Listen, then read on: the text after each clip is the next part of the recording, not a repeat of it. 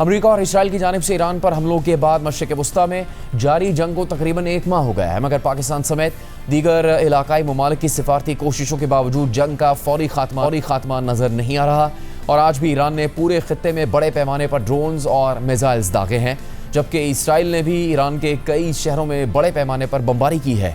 ان تمام حالات میں امریکی صدر ڈونلڈ ٹرمپ مسلسل دعویٰ کر رہے ہیں کہ ایران کے ساتھ مذاکرات بہت اچھے طریقے سے جاری ہیں، تاہم یہ واضح نہیں کہ ان کے کس موقف پر یقین کیا جائے، کیونکہ جنگ کے دوران ہر چند گھنٹوں بعد ان کا موقف اپنے پچھلے بیان سے مختلف ہو جاتا ہے۔ ایک طرف وہ ایران پر مسلسل دباؤ ڈال رہے ہیں اور دھمکیاں دے رہے ہیں کہ وہ سنجیدگی سے معاہدہ کرے اور جنگ ختم کرے، تو دوسری طرف صدر ٹرمپ یہ دعویٰ بھی کر رہے ہیں کہ ایران معاہدے کے لیے ان کی منتیں کر رہا ہے اور انہیں تحفے دے رہا ہے، مگر ایرانی حکام ایسے تمام دعووں کی تردید کر رہے ہیں۔ ایسے میں آج صدر ٹرمپ کی جانب سے ایران کے انرجی پلانٹس پر حملے عارضی طور پر روکنے کی مہلت بھی ختم ہو گئی، مگر اس سے پہلے ہی گزشتہ روز صدر ٹرمپ نے سوشل میڈیا پر پوسٹ کرتے ہوئے کہا کہ ایرانی حکومت کی درخواست پر وہ ایران میں انرجی پلانٹس کی تباہی کے عمل کو مزید 10 دن کے لیے روک رہے ہیں۔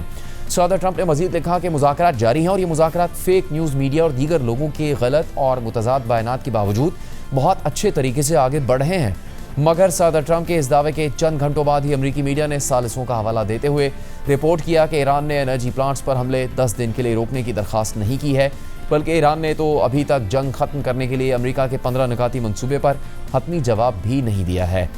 اس ساری صورتحال میں پاکستان کی جانب سے جنگ ختم کروانے کی سفارتی کوششوں کا سلسلہ اب بھی جاری ہے، اور اب بھی اسلام آباد میں ایران اور امریکی حکام کے درمیان اہم بات چیت کا امکان موجود ہے۔ اس حوالے سے جرمن وزیر خارجہ جوہان ویٹفول نے جرمن میڈیا سے بات کرتے ہوئے کہا ہے کہ امریکہ اور ایران کے درمیان بالواسطہ بات چیت ہو چکی ہے اور دونوں ممالک کے نمائندوں کے درمیان جلد براہ راست ملاقات کی تیاری بھی مکمل ہے، اور یہ ملاقات بظاہر پاکستان میں ہوگی۔ اس سے پہلے کل وائٹ ہاؤس میں امریکی کابینہ کے اجلاس کے دوران صدر ٹرمپ کے نمائندہ خصوصی اسٹیو وٹکوف نے کہا کہ 15 نکاتی ایکشن پلان پاکستانی حکومت کے ذریعے آگے پہنچایا گیا ہے۔ مذاکرات کے دوران مضبوط اور مثبت پیغامات سامنے آئے ہیں۔ ہم نے ایران سے ایک اور بات بھی کہی ہے کہ وہ دوبارہ غلط اندازہ نہ لگائے۔ میں آج آپ کو یہ بتا سکتا ہوں کہ ہم نے آپ کی خارجہ پالیسی کی ٹیم کے ساتھ مل کر 15 نکاتی ایکشن پلان پیش کیا ہے، جو ایک امن معاہدے کے لیے بنیاد فراہم کرتا ہے۔ یہ منصوبہ پاکستانی حکومت کے ذریعے آگے پہنچایا گیا ہے، جو اس معاملے میں ثالث کا کردار ادا کر رہی ہے، اور اس کے نتیجے میں مذاکرات کے دوران مضبوط اور مثبت پیغامات سامنے آئے ہیں۔ میں یہ کہہ سکتا ہوں کہ ہم دیکھیں گے کہ معاملات کہاں تک جاتے ہیں، اور کیا ہم ایران کو اس بات پر قائل کر سکتے ہیں کہ یہ ایک فیصلہ کن موڑ ہے، جہاں ان کے پاس مزید ہلاکتوں اور تباہی کے سوا کوئی بہتر راستہ نہیں ہے۔ آپ نے ہمیں ہدایت دی ہے کہ آپ کی ترجیح ہمیشہ امن ہے، اور ہمیں اسی کو اپنی اولین ترجیح بنانا ہے۔ ہم نے امن کے لیے 15 نکات کے ساتھ یہ پیغام پہنچا دیا ہے۔ آخر میں ہم نے ایران سے ایک اور بات بھی کہی ہے کہ وہ دوبارہ غلط اندازہ نہ لگائے۔ امریکہ کے 15 نکات کے حوالے سے رائٹرز کی رپورٹ کے مطابق ایک ایرانی عہدیدار نے بتایا کہ بدھ کو اعلیٰ ایرانی حکام اور سپریم لیڈر کے نمائندے نے پاکستان کے ذریعے ملنے والے امریکہ کے 15 نکات کا تفصیل سے جائزہ لیا ہے۔ ایرانی عہدیدار کے مطابق ایرانی قیادت کو نکات کا جائزے لینے کے بعد لگتا ہے کہ تجویز صرف امریکہ اور اسرائیل کے مفادات پر مبنی ہے، لیکن ایرانی عہدیدار کے مطابق اس کے باوجود ابھی سفارتکاری ختم نہیں ہوئی ہے۔ جنگ کے خاتمے کے لیے سفارتکاری کی کوششیں تو جاری ہیں، مگر فی الحال دونوں طرف سے حملوں میں کسی قسم کی کمی دکھائی نہیں دے رہی، اور آج بھی پورے خطے میں حملے رپورٹ ہوئے ہیں۔ اسرائیلی وزیر دفاع کا کہنا ہے کہ اسرائیل ایران پر حملوں میں مزید شدت کے ساتھ اضافہ کر رہا ہے، جبکہ ایران نے مشرق وسطیٰ میں ہوٹلنگ کے شعبے سے وابستہ اداروں اور افراد کو وارننگ دیتے ہوئے کہا ہے کہ امریکی فوجی اہلکاروں کو رہائش فراہم کرنے والے ہوٹل اور دیگر مقامات کو جائز دفاعی ہدف سمجھا جا سکتا ہے۔ ایران کی نیم سرکاری خبر رساں ایجنسی فارس نیوز نے باخبر ذرائع کا حوالہ دیتے ہوئے بتایا کہ ایسے مقامات صرف بحرین اور متحدہ عرب امارات تک محدود نہیں ہیں جہاں امریکی اہلکار رہائش پذیر ہیں، بلکہ خطے کے دیگر علاقوں جیسے شام، لبنان اور جبوتی میں بھی غیر ملکی افواج کے لیے متبادل رہائش گاہیں موجود ہیں۔ اس سے پہلے جمعرات کو ایرانی وزیر خارجہ عباس اراغچی نے social media platform X پر لکھا تھا کہ اس جنگ کے آغاز میں ہی امریکی فوجی خلیجی ممالک میں موجود فوجی اڈوں سے نکل کر ہوٹلوں اور دفاتر میں چھپ گئے۔ عباس اراغچی نے مزید کہا کہ امریکی فوجی خلیجی ممالک کے شہریوں کو ہیومن شیلڈ یعنی انسانی ڈھال کے طور پر استعمال کر رہے ہیں۔ امریکہ میں ہوٹل ایسے افسران کو کمرے نہیں دیتے جو عام صارفین کو خطرے میں ڈال سکتے ہوں۔ خلیجی ممالک کے ہوٹلوں کو بھی یہی کرنا چاہیے۔ اس کے علاوہ ایران کی پارلیمنٹ کے اسپیکر محمد باقر کالباف نے ایکس پر پوسٹ کرتے ہوئے لکھا کہ امریکہ خطے میں اپنے فوجیوں کو اپنے ہی اڈوں پر محفوظ نہیں رکھ پا رہا، اور اس کے لیے وہ اپنے فوجیوں کو ہوٹلوں اور پارکس میں چھپا دیتا ہے، تو ایسا امریکہ ہماری سرزمین پر اپنے فوجیوں کو کیسے محفوظ رکھ سکتا ہے؟ اس ساری صورتحال میں آج بھی تہران اور قم سمیت ایران بھر میں بڑے پیمانے پر حملے رپورٹ ہوئے ہیں۔ جنگ کے آغاز کے بعد سے ایران میں ہونے والی شہادتوں کی تعداد بھی 1900 سے تجاوز کر گئی ہے۔ تہران کے کئی علاقوں میں آج بھی اسرائیل اور امریکہ کی جانب سے بمباری کی گئی، جبکہ کل رات کو تہران میں پاکستانی سفارتخانے اور پاکستانی سفیر کی رہائش گاہ کے قریب بھی فضائی حملے ہوئے۔ تاہم حملوں میں پاکستانی سفارتخانے اور سفیر متعدد ٹیپوں کی رہائش گاہ کو کوئی نقصان نہیں پہنچا ہے۔ اسرائیلی فورسز تہران میں مسلسل رہائشی عمارتوں کو بھی نشانہ بنا رہی ہیں۔ تہران کی ایک رہائشی عمارت میں ہونے والی بمباری کے بعد تباہی اور ریسکیو کے مناظر دیکھے گئے۔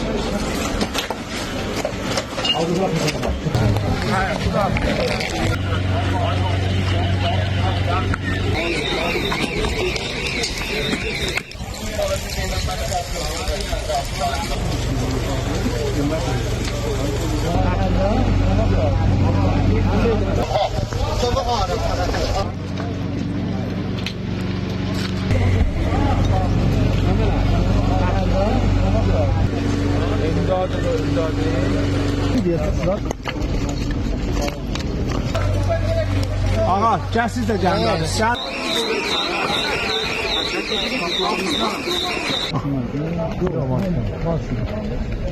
تہران کے علاوہ آج قم میں بھی بڑے پیمانے پر حملے ہوئے ہیں۔ ایرانی حکام کے مطابق قم میں ایک رہائشی کمپلیکس کو نشانہ بنایا گیا، جس میں کم از کم 6 افراد شہید ہو گئے۔ حکام کے مطابق اسرائیل اور امریکہ کے مشترکہ حملوں کے دوران مجموعی طور پر قم میں 3 رہائشی عمارتوں کو نشانہ بنایا گیا۔ اسی طرح کراچی اور اصفہان میں بھی حملے رپورٹ ہوئے، جبکہ مغربی شہر ارمیہ میں ایک رہائشی کمپلیکس کو میزائل سے نشانہ بنایا گیا اور اس حملے میں کئی افراد شہید ہو گئے، جبکہ 4 عمارتوں کو نقصان پہنچا ہے۔ جبکہ 28 فروری سے شروع ہونے والی اس جنگ کے دوران اسرائیل اور امریکہ کے حملوں میں ایران کے مختلف شہروں میں سول اور ملٹری تنصیبات کے ساتھ ساتھ تاریخی عمارتوں کو بھی نقصان پہنچ رہا ہے۔ ایرانی حکام کا الزام ہے کہ اسرائیل اور امریکہ تاریخی اور ثقافتی عمارتوں کو جان بوجھ کر نشانہ بنا رہے ہیں۔ اب تک ایران میں 120 تاریخی مقامات پر حملے ہوئے ہیں۔ تہران میں ایک ایسے ہی تاریخی عمارت کو اسرائیلی حملوں کے دوران نقصان پہنچا ہے، جو یونیسکو ورلڈ ہیریٹیج سائٹ بھی ہے۔ ایران میں اسرائیل اور امریکہ کے حملے پوری شدت کے ساتھ جاری ہیں اور ان حملوں میں ایرانی حکومت کو کمزور کرنے کے لیے اہم رہنماؤں کو بھی ٹارگٹ کیا جا رہا ہے۔ مگر آج ایرانی میڈیا نے ایک ویڈیو جاری کی ہے، جس میں ایران کے صدر مسعود پزشکیان کو تہران میں گروسری اسٹورز کا دورہ کرتے ہوئے دیکھا جا سکتا ہے۔ سلام حال شما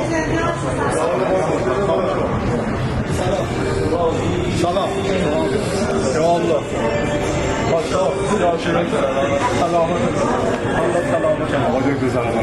یا الله سلامت باشید. سلامت باشید. قربان خدا. خدا قربان. خوب کردین داخل مسجد. خیلی حواستون باشه. خدا بهتون کمک کنه. موفق باشید ان شاء الله.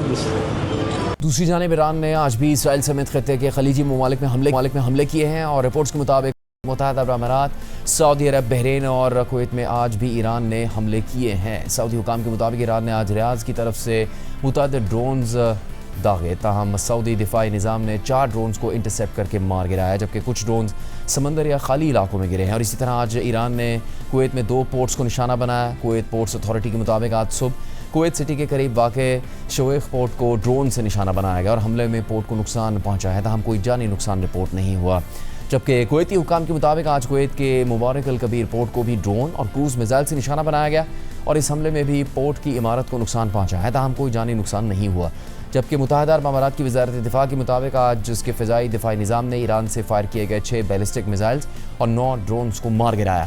کل بھی متحدہ عرب امارات میں کئی ایرانی میزائلز کو انٹرسیپٹ کیا گیا، تاہم کل انٹرسیپٹ کیے گئے ایک ایرانی بیلسٹک میزائل کا ملبہ گرنے سے ابوظہبی میں 2 افراد مارے گئے، جبکہ 3 زخمی ہوئے۔ اس کے علاوہ آج قطر اور بحرین نے بھی ایرانی ڈرونز اور میزائلز کو انٹرسیپٹ کرنے کا دعویٰ کیا ہے، جبکہ آج ایران نے اسرائیل کی طرف بھی بڑے پیمانے پر میزائل داغے ہیں۔ ایرانی فوج کے مطابق اس نے اسرائیل کے حیفا پورٹ کے قریب کئی اہم اسٹریٹجک سائٹس کو نشانہ بنایا۔ ایران کے میزائل حملوں کی وجہ سے مقبوضہ مغربی کنارے اور وسطی اسرائیل میں سائرن کی آوازیں سنی گئیں۔ کل رات گئے ایران کی جانب سے اسرائیل کی طرف داغے گئے میزائلز کی ایک بڑی تعداد کو مقبوضہ مغربی کنارے کے اوپر سے دیکھا گیا۔ اور ان کی ویڈیوز بھی سامنے آئی۔ اسرائیلی فوج نے ایران کے ساتھ ساتھ لبنان میں بھی محاذ جنگ کھول رکھا ہے جہاں گزشتہ چند دنوں میں اسرائیلی بمباری سے سینکڑوں افراد مارے گئے ہیں۔ اسرائیلی حکومت یہ ارادہ بھی ظاہر کر رہی ہے کہ جنوبی لبنان کو دریائے لطانی تک اسرائیل میں ضم کر دیا جائے گا، لیکن توقعات کے برعکس اسرائیلی فوج کو حزب اللہ کی شدید مزاحمت کا سامنا ہے۔ حالانکہ کچھ عرصے پہلے اسرائیلی فوج نے حزب اللہ کو تقریباً بے اثر کر دیا تھا، حزب اللہ کی پوری قیادت ختم کر دی تھی، لیکن حالیہ دنوں میں حزب اللہ دوبارہ منظم نظر آ رہی ہے۔ اسرائیلی فوج کو حزب اللہ سے جھڑپوں میں جانی اور مالی نقصانات بھی ہو رہے ہیں۔ حزب اللہ کے اپنے دعووں کے مطابق گزشتہ چند دنوں میں کئی اسرائیلی ٹینک تباہ کر دیے گئے اور اسرائیل کے سرحدی شہروں میں شدید حملے کیے جا رہے ہیں، درجنوں راکٹس داغے جا رہے ہیں۔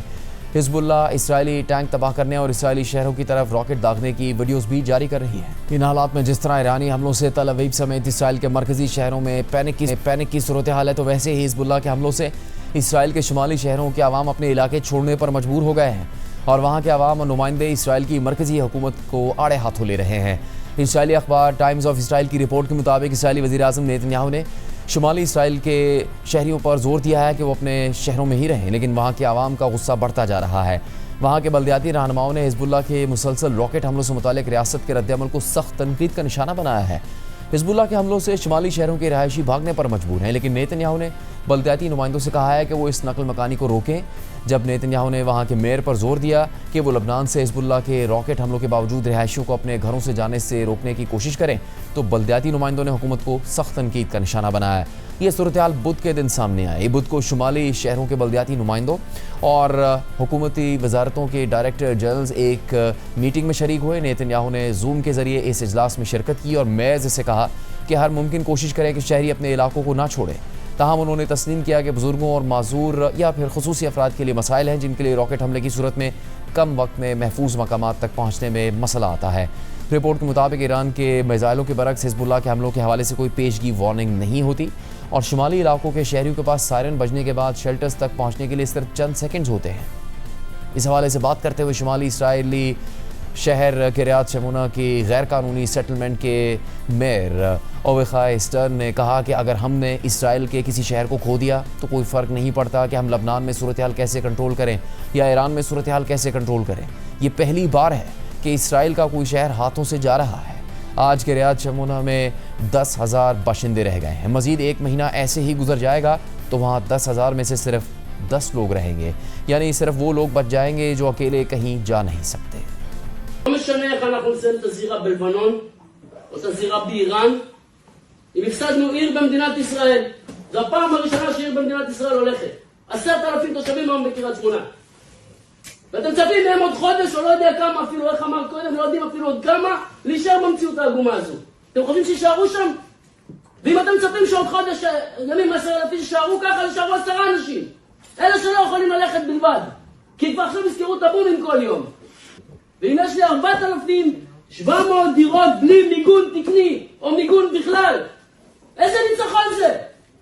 לא שולחים חייל לקרב בלי שכפ"ץ, נכון? למה שמים אזרח בחזית בלי מגן?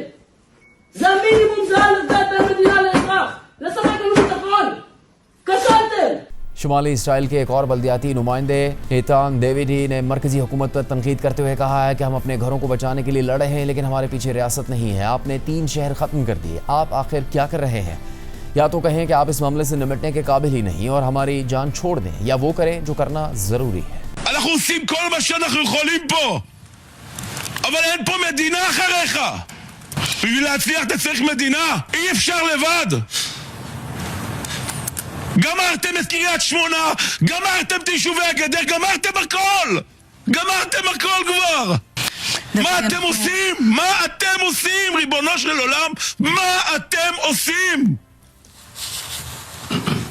או שתגידו שאתם לא מסוגלים לטפל באירוע הזה ותשחררו אותנו, או שתעשו מה שצריך כבר, ריבונו של עולם! حالیہ جنگی حالات سے اسرائیلی عوام ہی نہیں، اسرائیلی فوج بھی شدید دباؤ میں ہے۔ اسرائیلی فوج کو ایک ساتھ کئی محاذوں پر لڑنا پڑ رہا ہے اور اب ان کی ہمت اور برداشت جواب دیتی نظر آ رہی ہے، یہاں تک کہ اسرائیلی فوج کے سربراہ نے اپنی حکومت کو خبردار کر دیا ہے کہ اسرائیلی فوج شدید دباؤ میں ہے اور حالات ایسے ہو گئے ہیں کہ وہ کسی بھی وقت کولیپس کر سکتی ہے۔ اسرائیلی میڈیا کے مطابق بدھ کو اسرائیلی سیکیورٹی کابینہ کی میٹنگ ہوئی تھی جس میں اسرائیلی فوج کے chief of staff lieutenant general Eyal Zamir نے حکومتی اراکین کو فوج کو درپیش مشکلات سے آگاہ کیا اور اپنے سنگین خدشات کا بھی اظہار کیا۔ بعد میں CNN نے بھی ان رپورٹس کی تصدیق کی۔ CNN نے اسرائیلی ذریعے کے حوالے سے اپنی رپورٹ میں لکھا کہ اسرائیلی فوج کے chief of staff lieutenant general Eyal Zamir نے خبردار کیا ہے کہ کئی محاذوں پر ایک ساتھ جنگ لڑنے کی وجہ سے اسرائیلی فوج پر دباؤ بڑھ رہا ہے، کیونکہ نہ صرف فوج میں افرادی قوت کی کمی کا مسئلہ سنگین ہو رہا ہے بلکہ آپریشنل ڈیمانڈز بھی پھیلتی جا رہی ہیں۔ ایال زامیر نے کہا کہ وہ اسرائیلی فوج کے کولیپس کر جانے سے پہلے 10 سرخ جھنڈے بلند کر رہے ہیں، یعنی خطرات سے خبردار کر رہے ہیں۔ خبر کے مطابق اسرائیلی فوج اس وقت کئی محاذوں پر کارروائیاں کر رہی ہے، جن میں ایران، لبنان، غازہ، ویسٹ بینک شامل ہیں۔ فوجی سرگرمیوں کے پھیلاؤ نے اسرائیلی فوج کی افرادی قوت پر پہلے سے موجود دباؤ میں مزید اضافہ کر دیا ہے۔ اسرائیلی فوج کے ایک ترجمان نے تسلیم کیا کہ فوج کو تقریباً 15,000 فوجیوں کی کمی کا سامنا ہے اور پہلے سے ہی فوج میں بھرتیاں نہ ہونے کی وجہ سے بحران کا سامنا کرنا پڑ رہا ہے۔ سیکیورٹی کابینہ کی میٹنگ میں مغربی کنارے میں اسرائیلی آبادکاروں کی طرف سے وائلنس میں حالیہ اضافے پر بھی بات کی گئی۔ اسرائیلی اخبار ٹائمز آف اسرائیل کی رپورٹ کے مطابق لیفٹیننٹ جنرل ایال زامیر نے مزید کہا کہ اس وقت اسرائیلی فوج کو بھرتیوں، ریزرو ڈیوٹی اور لازمی سروس میں توسیع کے حوالے سے قوانین کی ضرورت ہے، کیونکہ اگر یہی صورتحال چلتی رہی تو بہت جلد اسرائیلی فوج اپنے معمول کے مشنز کے لیے تیار نہیں ہوگی اور ریزرو سسٹم برقرار نہیں رہے گا۔ رپورٹ کے مطابق اسرائیلی سیکیورٹی کابینہ کی اس میٹنگ میں اسرائیلی فوج کے سینٹرل کمانڈ کے سربراہ بھی موجود تھے۔ انہوں نے میٹنگ کے دوران کہا کہ مغربی کنارے سے متعلق حکومتی پالیسیز اسرائیلی فوج کی افرادی قوت پر مزید بوجھ ڈال رہی ہیں، جو کم افرادی قوت کے مسئلے کا سامنا کر رہی ہے۔ انہوں نے میٹنگ میں موجود وزراء کو بتایا کہ گزشتہ 1 سال کے دوران حکومت نے پورے مغربی کنارے میں کئی نئی بستیاں قائم کرنے کی منظوری دی اور یہ ایسے اقدامات ہیں جن کے لیے سیکیورٹی انتظامات درکار ہوتے ہیں۔ اسرائیلی فوج کے سینٹرل کمانڈ کے سربراہ نے اسرائیلی حکومت کے اراکین کو براہ راست کہا کہ یہ آپ کی پالیسی ہے، لیکن اس کے لیے سیکیورٹی اور مکمل تحفظ کا انتظام ضروری ہوتا ہے اور اس کے لیے افرادی قوت کی ضرورت پڑتی ہے، کیونکہ زمینی حقائق مکمل طور پر بدل چکے ہیں۔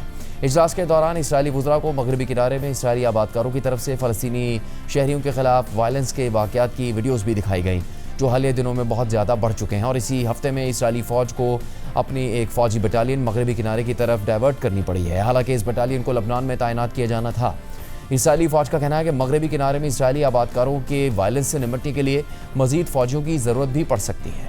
اسرائیلی فوج کی ان غیر معمولی وارننگز کے بعد اسرائیل میں نیتن یاہو حکومت پر دباؤ بڑھ گیا ہے، تنقید میں شدت آتی جا رہی ہے۔ اپوزیشن لیڈر یائر لپید نے باقاعدہ پریس کانفرنس کی اور نیتن یاہو حکومت پر تنقید کی کہ اسرائیلی فوج کو بغیر کسی حکمت عملی، ناکافی وسائل اور انتہائی کم تعداد کے ساتھ کئی محاذوں پر لڑنے کے لیے بھیج دیا گیا۔ אבל השורה התחתונה היא, הממשלה שולחת את הצבא למלחמה רב-זירתית, בלי אסטרטגיה, בלי אמצעים, ועם מעט מדי חיילים.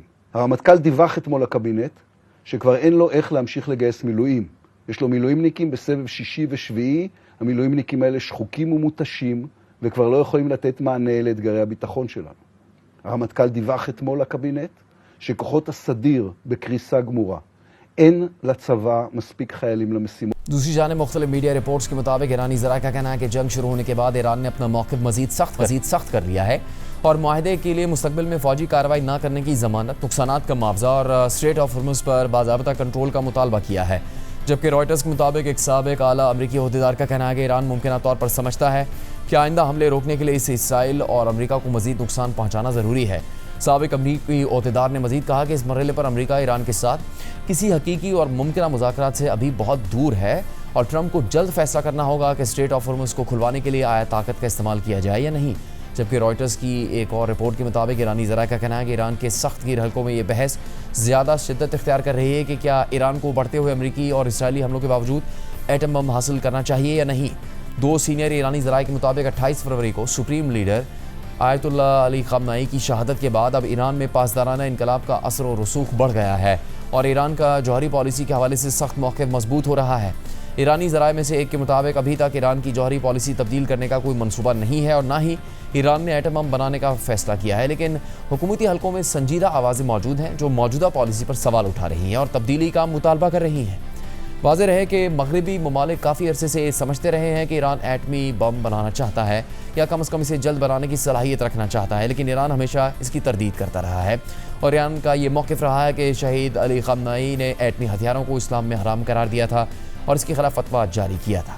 دوسری جانب امریکی اخبار واشنگٹن پوسٹ کی رپورٹ کے مطابق اعلیٰ حکام اور تجزیہ کاروں کا ماننا ہے کہ جیسے جیسے ٹرمپ انتظامیہ ایران کے ساتھ ابتدائی امن کے اقدامات کر رہی ہے، اس کے ساتھ ہی امریکہ کے وہ خلیجی اتحادی جو پہلے جنگ کے حوالے سے محتاط تھے، وہ اب اس بات سے خوفزدہ ہیں کہ جلد بازی میں طے ہونے والا کوئی معاہدہ خطے کو پہلے سے زیادہ غیر مستحکم نہ چھوڑ دے، کیونکہ ایران امریکہ اور اسرائیل کے حملوں سے متاثر تو ہوا ہے، مگر اس جنگ میں اس کی حکومت ختم نہیں ہوئی، بلکہ ایسے لگتا ہے کہ ایرانی قیادت اب پہلے سے زیادہ مزید جدی اور سخت گیر ہو گئی ہے۔ 3 اعلیٰ یورپی اور عرب حکام کے مطابق سعودی عرب اور متحدہ عرب امارات چاہتے ہیں کہ جنگ کا فیصلہ کن خاتمہ ہو، چاہے وہ سفارتی ذرائع سے ہو یا فوجی کارروائی کے ذریعے ہو۔ ان ذرائع کا مزید کہنا ہے کہ اگر ایران اپنے میزائل، ڈرون اور جوہری پروگرامز پر سخت پابندیوں پر متفق نہیں ہوتا تو سعودی اور اماراتی قیادت نے امریکہ کو اشارہ دیا ہے کہ وہ مذاکرات میں زیادہ دباؤ ڈالنے کے مقصد سے ایران کے خلاف فوجی مہم کو بڑھانے کی حمایت کریں گے۔ ایران پر امریکہ اور اسرائیل کے حملے کے بعد سے پاکستان متحرک ہے اور خطے کے تمام اہم ممالک جنگ کے فریقین سے رابطے میں ہیں اور اب ایران اور امریکہ کو بات چیت کے لیے آمادہ کرنے کی کوشش کر رہا ہے۔ پہلے 7 مارچ کو فیلڈ مارشل عاصم منیر نے سعودی عرب کا دورہ کیا اور سعودی وزیر دفاع خالد بن سلمان سے ملاقات کی۔ پھر 12 مارچ کو وزیر اعظم شہباز شریف نے سعودی عرب کا دورہ کیا اور سعودی ولی عہد محمد بن سلمان سے ملاقات کی۔ اس ملاقات میں فیلڈ مارشل عاصم منیر بھی موجود تھے۔ پھر فائنینشل ٹائمز نے رپورٹ کیا کہ 22 مارچ کو فیلڈ مارشل نے امریکی صدر ڈونلڈ ٹرمپ سے بات کی ہے۔ اگلے دن وزیر اعظم شہباز شریف نے ایرانی صدر مسعود پزشکیان سے بات کی۔ پھر نائب وزیر اعظم اور وزیر خارجہ اسحاق ڈار نے پیر کے دن اپنے ترک ہم منصب حاکن فیدان سے فون پر بات کی اور صدر ٹرمپ نے پیر کو ہی ایران کی بجلی اور توانائی کی تنصیبات پر حملے 5 دن تک روکنے کا اعلان کر دیا۔ پھر وزیر اعظم شہباز شریف نے 25 مارچ کو ایک بار پھر سعودی ولی عہد محمد بن سلمان اور قطر کے امیر سے ٹیلی فونک رابطہ کیا اور اگلے دن ملیشیا کے وزیر اعظم سے بات کی۔ پھر وزیر خارجہ اسحاق ڈار نے ترکی کے وزیر خارجہ سے رابطہ کیا اور آج وزیر اعظم شہباز شریف کی کویت کے وزیر اعظم اور ولی عہد سے بات ہوئی ہے۔ وزیر خارجہ اسحاق ڈار نے چینی اور مصر کے وزراء خارجہ سے رابطہ کیا۔ اس صورتحال میں جنگ کے خاتمے میں پاکستان کا کردار مزید واضح ہو کر سامنے آ رہا ہے۔ خود امریکی اور مغربی حکام نے پاکستان کے کردار کے حوالے سے بات کی ہے۔ اس حوالے سے رپورٹس بھی شائع ہوئی۔ نیو یارک ٹائمز نے لکھا ہے کہ پاکستان فون کے ذریعے رابطے کرنے میں سرگرم ہے۔ پاکستانی رہنما امریکی صدر ٹرمپ اور ایران کے صدر مسعود پزشکیان دونوں کے قریب ہیں اور دونوں ممالک کے درمیان پیغامات کا تبادلہ کر رہے ہیں اور انہوں نے بہت ساری کالز کی ہیں۔ رپورٹ میں لکھا ہے کہ فیلڈ مارشل سید عاصم منیر صدر ٹرمپ پر توجہ مرکوز کر رہے ہیں، جبکہ دیگر 2 بڑے رہنماؤں نے پچھلے ہفتے کم از کم 20 عالمی رہنماؤں سے بات کی ہے۔ وزیر اعظم شہباز شریف نے ایران، سعودی عرب، مصر اور ترکی کے رہنماؤں کے ساتھ فون کالز کی ہیں۔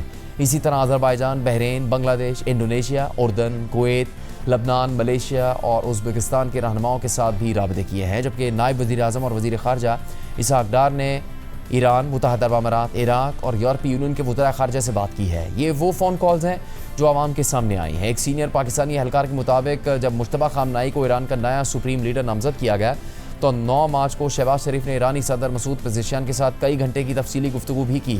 11 مارچ کو نیم سرکاری ایرانی خبر رساں ایجنسی تسنیم نے اس کال کی تصدیق کی ہے۔ اس کے باوجود اتنی ٹیلی فونک سفارتکاری اور کئی دنوں کی ان قیاس آرائیوں کے بعد کہ پاکستان ایران اور امریکہ کی میزبانی اسلام آباد میں کر سکتا ہے، پاکستانی اہلکار جمعرات کو امریکہ اور ایران کے درمیان فوری باضابطہ مذاکرات کے امکان کو کم اہمیت دیتے نظر آئے۔ پاکستان کے دفتر خارجہ کے ترجمان نے کہا کہ جہاں تک وقت، مقام اور پروگرام کی بات ہے، یہ تفصیلات ہم مناسب وقت پر ظاہر کر سکیں گے۔ ہمارا مقصد صرف ایک واقعہ نہیں بلکہ ایک پورا عمل ہے۔ رپورٹ کے مطابق پاکستانی اہلکاروں نے تسلیم کیا کہ دیگر ممالک بھی اہم کردار ادا کر رہے ہیں۔ ایک سینئر پاکستانی اہلکار نے نام ظاہر نہ کرنے کی شرط پر کہا کہ امن مذاکرات کی میزبانی یا تو پاکستان، ترکی یا مصر کر سکتا ہے۔ یہ 3 ممالک براہ راست تنازع میں شامل نہیں ہیں، لیکن مذاکرات سے سب سے زیادہ فائدہ انہی کو ہوگا اور تنازع جاری رہا تو سب سے زیادہ نقصان بھی یہی اٹھائیں گے۔